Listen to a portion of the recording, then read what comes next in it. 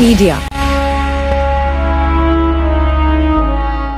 देश में मोदी शाह और राज्य में ठाणे का गोल्डन गैंग का लूटने का काम जारी है। इन लोगों का सफाया लोकसभा चुनाव में हो जाएगा। आगामी विधानसभा चुनाव में भी जनता इनका फैसला करेगी। यह बात शिवसेना उद्धव ठाकरे गठ के प्रमुख उद्धव ठाकरे ने ऐरोली में आयोजित एक रैली में कही। उन्होंने बीजेपी पर हमला बोलते हुए कहा, जो नहीं काम का वह नहीं राम का। यह गजनी सरकार है जो कल का बोला हुआ याद नहीं रखती और जनता को रोज नए वादे करती है लेकिन कभी पूरा नहीं करती। ऐरोली में शिवसेना ठाकरे समूह के ठाणे लोकसभा से उम्मीदवार राजन विचारे के चुनावी प्रचार सभा में उद्धव ठाकरे ने लोगों को संबोधित किया। इस दौरान जितेंद्र आव्हाड, मुजफ्फर हुसैन, नवी मुंबई कांग्रेस जिला अध्यक्ष अनिल कौशिक, आप पार्टी के दिनेश ठाकुर, शिवसेना जिला प्रमुख विठ्ठल मोरे उपस्थित रहे। उद्धव ठाकरे ने कहा कि शिवसेना के नेताओं पर दबाव डाला जा रहा है। उन लोगों की पार्टी में नहीं शामिल होने पर फर्जी केस कर जेल में डालने की धमकी भी दी जा रही है। कई लोगों को जेल भी भेजा गया। अब जनता उनका फैसला करेगी। उसी जेल में इन गद्दारों को भी डाला जाएगा। राज्य की जनता इन गद्दारों को रिटायर ही नहीं, गेट आउट करने जा रही है। इन लोगों को तड़ीपार करेगी। ठाकरे ने बीजेपी सरकार पर तंज कसते हुए कहा, गुजरात और यूपी में कोरोना के दौरान शव को गंगा में बहा दिया जा रहा था, लेकिन हमारी सरकार ने महाराष्ट्र में ऐसा नहीं होने दिया।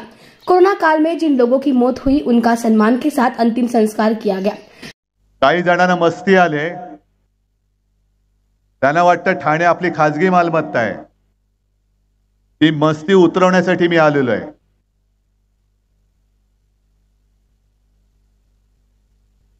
आणि आज मला खात्री पटली की केवळ मी एकटाच नाही तर तुम्ही सगळे त्याचसाठी आलेला आहात।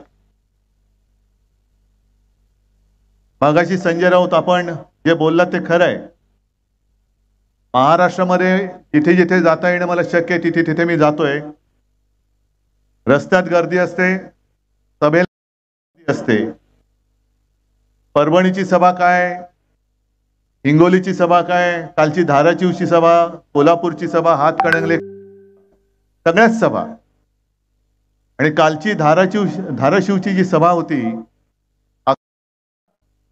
अंगावरती रोमांच यावा, लाखो लोक, आणि आपण आईचा गोंधळ घालतो। ती आई तुळजाभवानी गोंधळाला आली होती, असंच त्या सभेचं स्वरूप होतं। लोक पेटलेत, लोक चिडलेत,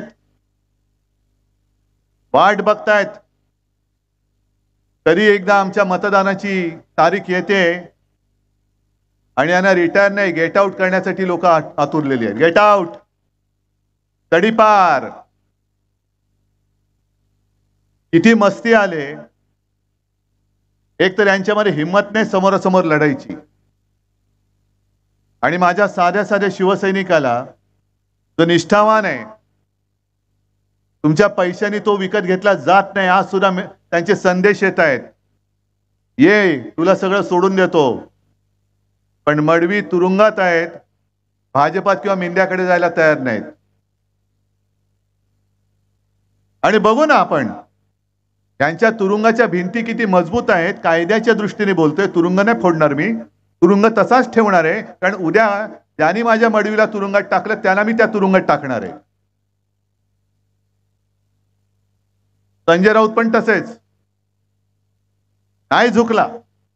काय कराल, तुरुंगात टाकाल ना, टाका, बघू तुमच्या तुरुंगाच्या भिंती किती जाड आहेत। आणि मला अभिमान आहे की तो स्वातंत्र्याच्या आधीचा काळ संपूर्ण देश प्रवाहपतीत झाला होता। कोणी इंग्रजांच्या विरुद्ध बोलायला तयार नव्हतं।